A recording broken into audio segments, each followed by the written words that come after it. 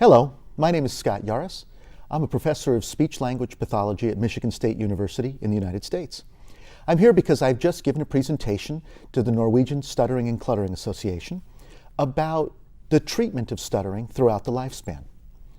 I want to provide a few highlights from that presentation and tell you a few important things about stuttering. First of all, stuttering tends to start when children are very young, between the ages of about 2.5 and 4.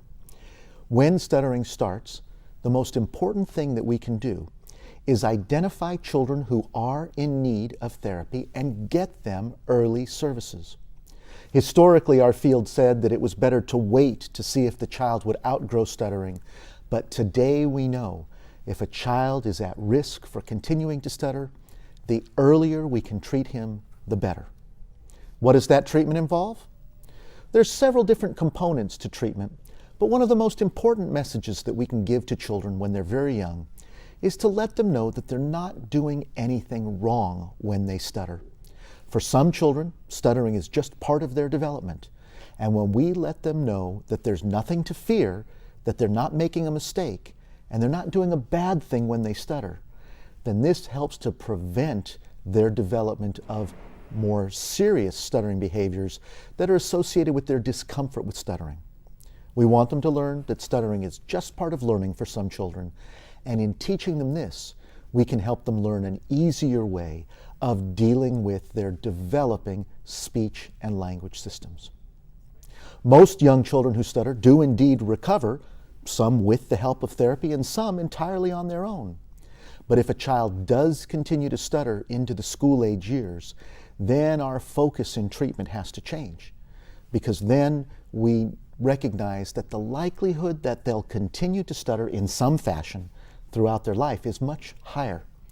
Then we want to be very sure to help children learn that stuttering is not a bad thing that they're doing, that it's okay, that what matters the most is that they say what they want to say. One of the biggest challenges that people who stutter face is the fear that drives them to try to hide their stuttering from the world. But the more they try to hide, the more trouble they're going to have in their communication. The harder it is for them to say what they want to say. And if we can help them learn that what they say is more important than how they say it, then this can help to prevent some of the problems that are commonly associated with stuttering.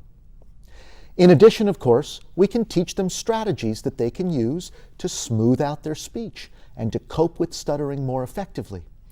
But unless this is presented in a context in which they know it's okay to stutter, then they're more likely to develop fear about stuttering.